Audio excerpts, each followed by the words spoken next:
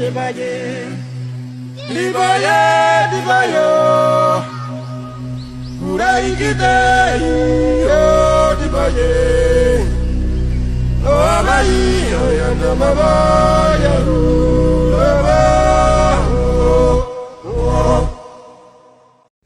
Dahulu kala di kampung Sopen, Biak Barat, tinggal sebuah keluarga yang memiliki 4 anak, di mana salah satu dari mereka memiliki penampilan yang berbeda. Betapa baunya kau, Mana Makardi, telah semua saya mencium aroma tubuh kau. Tak aneh jika dia berbau seperti itu. Tubuhnya yang dipenuhi kudis, siapapun tak akan tahan dengan baunya. Seperti inilah aku terlahir. Kenapa kalian tidak pernah menerima keadaanku ini? Maka dari itulah kau harus keluar rumah, karena baumu itu membuat kami membencimu. Jika kau terus melawan, tak segan-segan kami akan mengeluarkan kau dari sini, dan kau akan merasakan kesakitan pada tubuhmu itu. Aku juga sama seperti kalian. Jika aku tahu akan terlahir seperti ini, aku juga tidak ingin dilahirkan. Kalau begitu, pergilah kau. Kami sudah tak tahan dengan bau kudismu itu. Kau cari tempat tinggal lain saja, jangan kau kembali lagi. Sudah, sana kau pergi. Kami tidak membutuhkanmu di sini.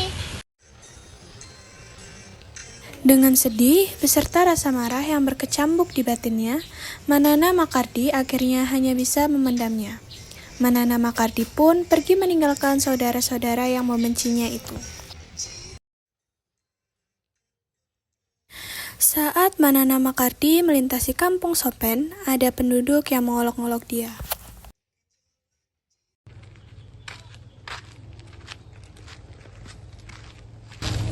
Lihat sudah pelan-pelan deh, sayur Zizi. Benar, apalagi dia bau. Apa dia akan pergi dari kampung Torang? Semoga saja benar dia pergi dari kampung Torang. Saya tertahan dengan bau deh. Pergi dari sini.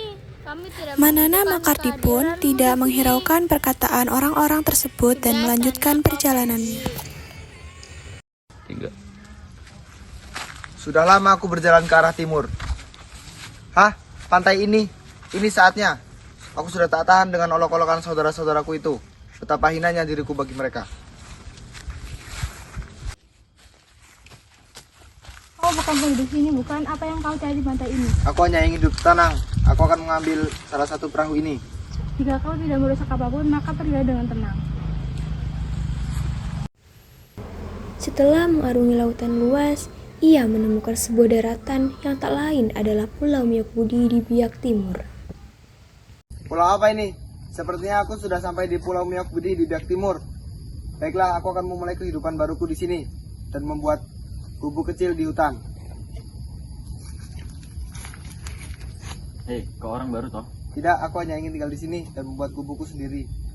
Jika kau butuh bantuan, rumah saya di sana. Kau bisa meminta bantuan saya. Dibuatnyalah sebuah gubuk dalam hutan. Mana Makardi pun memulai kehidupannya. Pagi hari di sebuah gubuk dalam hutan. Pagi ini aku akan pergi memangku rusaku untuk makanku. Dilihatnya sekeliling gubuk kecilnya, yang ternyata terdapat beberapa pohon kelapa yang dapat disadapnya.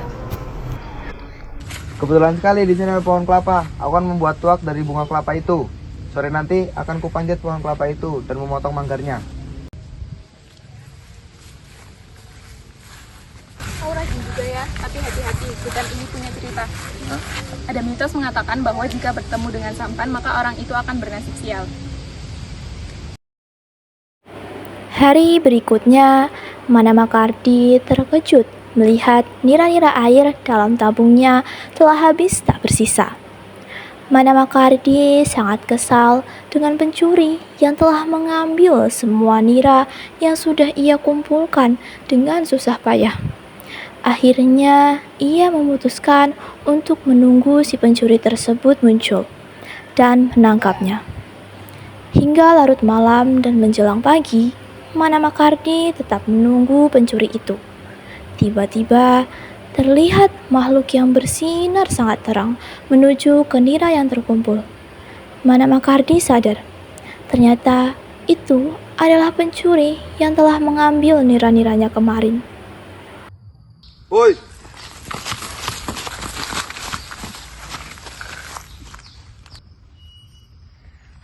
Sampan, tolong lepaskan Sa, matahari mulai menyingsing. Oh, kalau begitu sembuhkan dulu kudisku dan beri aku istri cantik. Sabarlah, di pantai dekat hutan ini tumbuh pohon bitanggur. Jika perempuan yang kamu inginkan sedang mandi di sana, panjatlah pohon itu dan lemparkan buahnya ke tengah laut. Ia kelak akan menjadi istrimu. Kemudian Sampan pun pergi. Mana Makardi hanya dia memperhatikan Sampan yang berjalan menjauh dari dirinya sambil berharap kebenaran dari perkataan Sampan tadi. Sejak hari itu, setiap sore, Mana Makardi duduk di bawah pohon bitanggur, memperhatikan gadis-gadis yang mandi. Lalu dilihatnya seorang gadis cantik sedang mandi seorang diri. Gadis itu adalah Insoraki, putri kepala suku dari kampung Miok Budi. Betapa cantiknya gadis itu. Sepertinya dia adalah putri dari kepala suku Miok Budi. Sebaiknya segera aku panjat pohon ini. Dipanjatnyalah pohon itu. Lalu ia mengambil satu buah bitanggur dan melemparkannya ke Insoraki.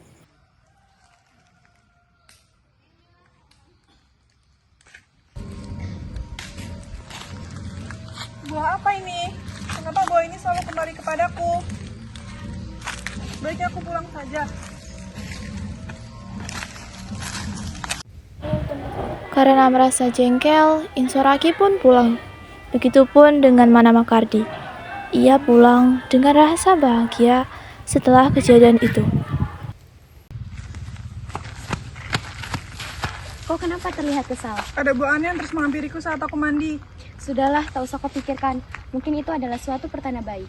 Lebih baik sekarang kau membantu Sa untuk membuat makan siang. Akhirnya, Insoraki tak menghiraukan kejadian tersebut dan pergi bersama temannya. Setelah kejadian itu, Insoraki hamil. Kejadian aneh itu ia ceritakan kepada kedua orang tuanya. Insoraki dengan jujur dan polos menjelaskan bahwa saat ia mandi sendirian di sumber mata air, sebuah buah bitanggur mengenai tubuhnya. Anehnya, buah tersebut terus mengenai tubuhnya. Dengan suara penuh keyakinan dan sedikit cemas, ia menyampaikan bahwa mungkin buah itulah penyebab ia hamil. Sang ayah yang terkejut dan bingung menolak mentah-mentah kemungkinan bahwa buah bitanggur bisa menyebabkan kehamilan. Ia menyuarakan ketidakyakinannya secara tegas, namun tetap berusaha menenangkan keadaan. Insoraki tetap bersikukuh pada ceritanya. Dengan suara lirih tapi yakin, ia menyatakan bahwa ia tidak berbohong. Namun ayahnya akhirnya memutuskan untuk menghentikan pembicaraan itu, menyuruh Insoraki kembali ke kamarnya. Percakapan pun berakhir dalam suasana yang menggantung dan penuh teka-teki, menyisakan keheningan dan mengandung rasa penasaran dan ketidakpastian. Mereka pun kembali ke tempat mereka masing-masing.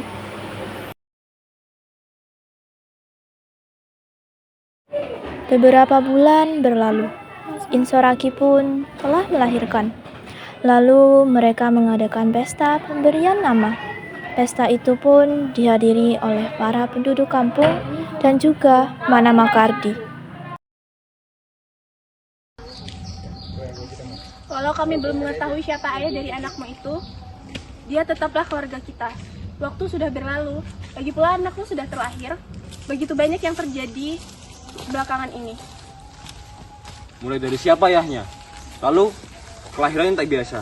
Di mana bayi-bayi yang baru lahir dan menangis, dia justru malah tertawa. Saya tidak tahu dengan semua ini. Saya tidak mengerti apa yang telah terjadi, Ibu. Lalu dimulailah pesta pemberian nama. Pesta yang dihadiri oleh seluruh penduduk kampung itu begitu ramai. Ayah Insoraki pun memberi nama anak tersebut dengan nama Konori. Mana Makardi yang berdiri di dekat mereka pun menikmati jalannya pesta, sama seperti para hadirin yang lain. Ketika pesta tarian berlangsung, tiba-tiba Konori berteriak, Ayah! Anakku! Mana mungkin ayah dari Konori pria seperti itu? Rasanya aku tidak percaya. Mana mungkin Insoraki yang cantik mau dengan pria bau dan aneh seperti dia? Kau siapa? Berani-beraninya kau mengaku-ngaku. Tidak mungkin anakku mau dengan pria sepertimu. Kejadian di sumber air itu benar. Akulah yang melempar buah bitanggur ke arahnya. Insoraki yang sedang mandi sendirian dan Konori adalah anakku. Jika itu benar, mau bagaimana lagi?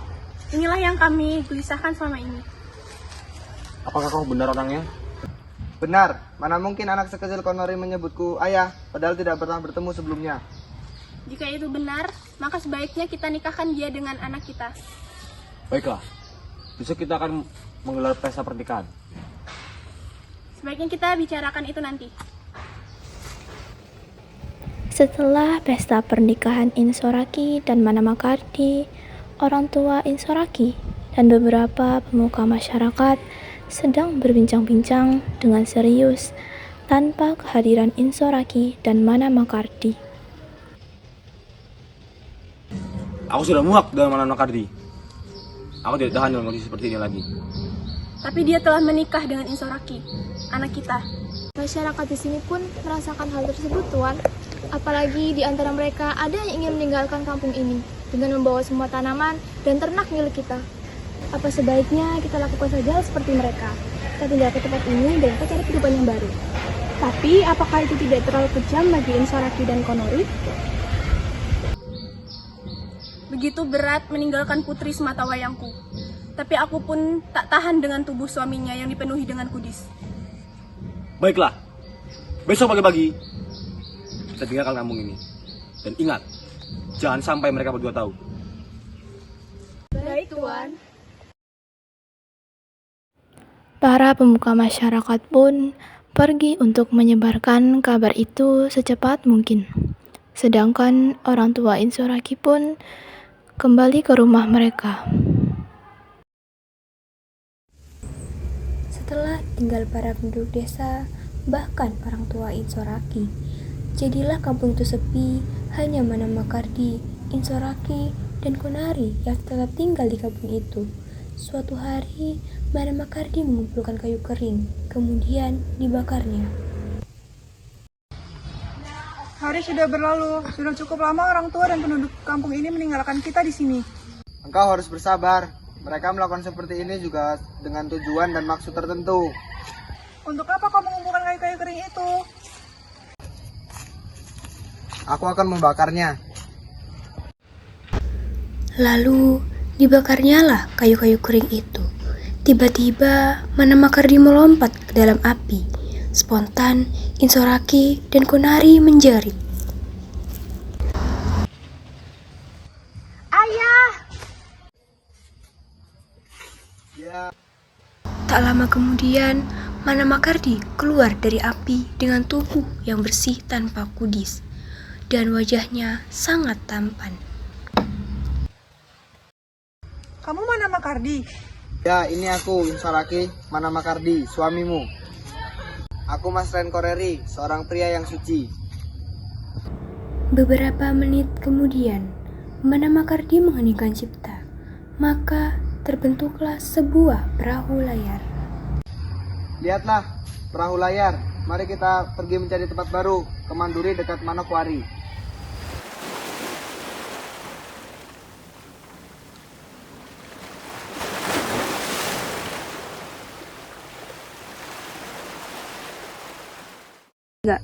Inilah tempat kita yang baru. Semoga di Manduri kita bisa hidup lebih baik.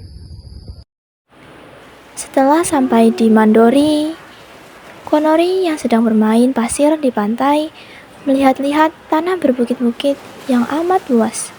Semakin lama, kabut tersibak oleh sinar pagi. Indahnya pegunungan itu, tanah berbukit yang amat luas. Ayah, Irian! Hai anakku, jangan berteriak begitu. Irian panas. Begitukah maksudmu? Inilah tanah nenek moyangmu. Iya ayah, maksudku panas matahari telah menghapus kabut pagi hari ini. Pemandangan di sini sangat indah sekali. Begitu indahnya pemandangan bukit itu, suamiku. Inilah Irian, air laut yang membiru, bukit-bukit yang menghijau, dan pasirnya yang bersih. Konon, sejak saat itu, wilayah tersebut disebut dengan nama Irian. Air laut yang membiru, pasirnya yang bersih, bukit-bukit yang menghijau, dan burung cendrawasih yang anggun dan molek, membuat Irian begitu indah.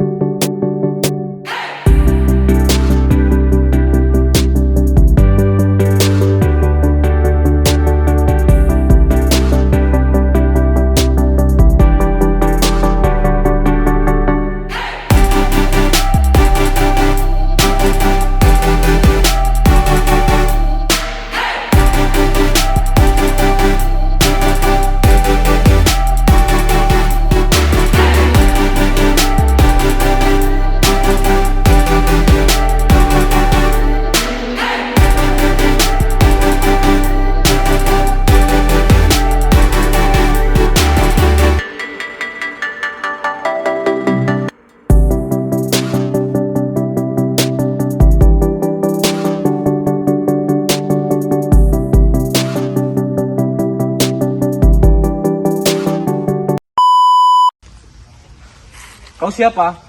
Berani-beraninya kamu ngaku-ngaku. Mana mau anakku... Ya, Kok kenapa terlihat kesal? Ada Bu Ana yang terus menghampiri ke saya. Dan ini punya cerita.